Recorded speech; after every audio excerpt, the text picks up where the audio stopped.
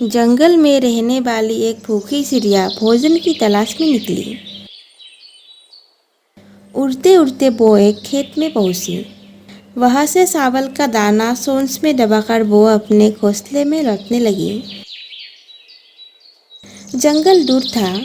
रास्ते में आराम करने के लिए वो एक लकड़ी के खूंटे पर बैठ गई। अचानक उसके मुंह से चावल का दाना गिरकर लकड़ी के खूंटे के सोते से खेत में घुस गया। खेत से चावल निकलना चिड़िया के बस की बात नहीं थी। वो परेशान हो गई और सोचने लगी क्या करे। उसने सोचा कि क्यों ना बढ़ई की सहायता ली जाए।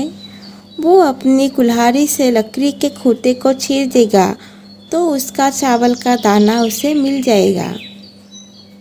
वो उड़कर बढ़ई के पास गई और बोली, बढ़ई बढ़ई, खूंटा चीर, खूंटा में मेरा डाल, क्या खाओ क्या पीओ, क्या लेके परदेश जाओ। बढ़ई ने चिड़िया को भगाते हुए कहा, मेरे पास समय नहीं है। एक चावल के दाने के लिए मैं खूंटा नहीं चीरूंगा। चल भाग यहाँ से। बढ़ई सहायता ना करने के कारण चिड़िया उदास हो गई और राजा के पास पहुंची।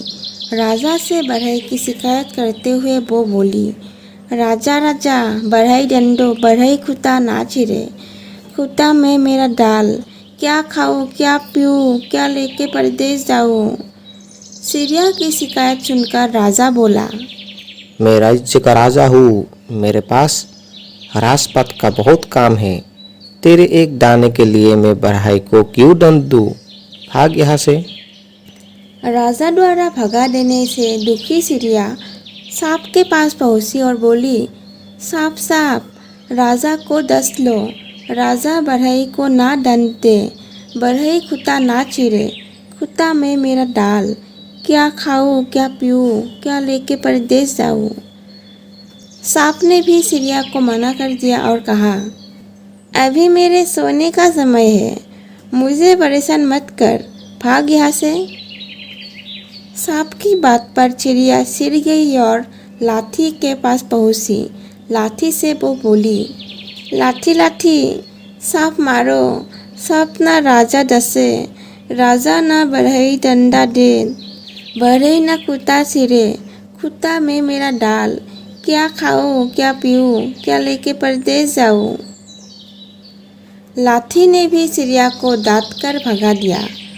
गुस्सा होकर चिड़िया आग के पास गई और बोली, आग आग, लाठी जलाओ, लाठी ना सांप मारे, सांप ना राजा डसे, राजा ना बढ़ई दंड दे, बढ़ई ना खूंटा चिरे, खूंटा में मेरा डाल, क्या खाऊं क्या पीऊँ, क्या लेके परदेश जाऊं।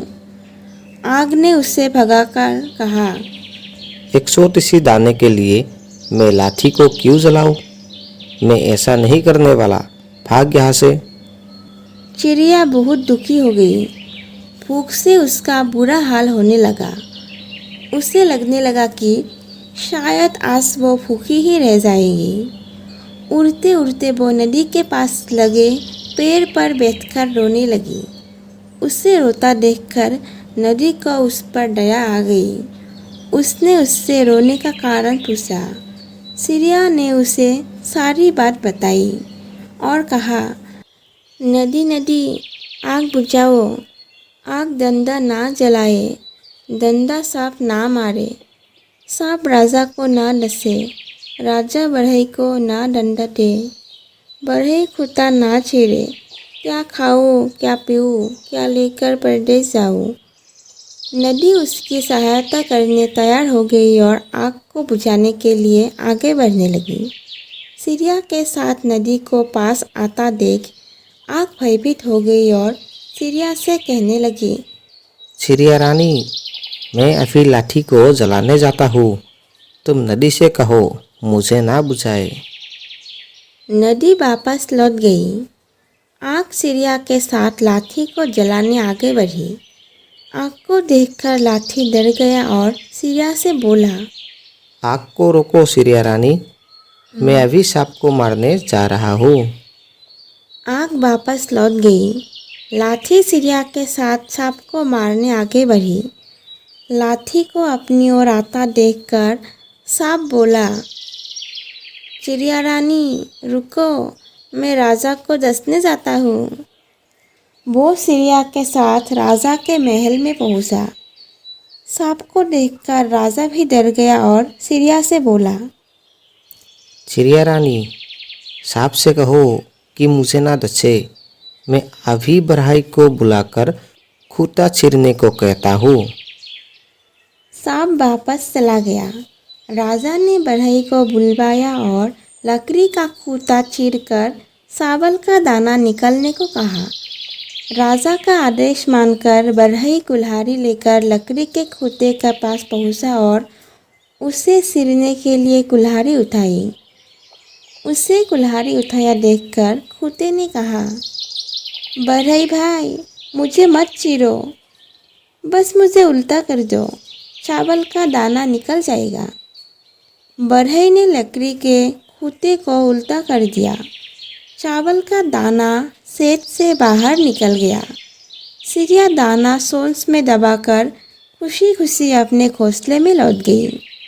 इस कहानी से हमें यह सीख मिलती है कि जिद पर अड़ जाए तो कोई काम मुश्किल नहीं। हिम्मत बिना हारे प्रयास करते रहने से सफलता अवश्य मिलती है।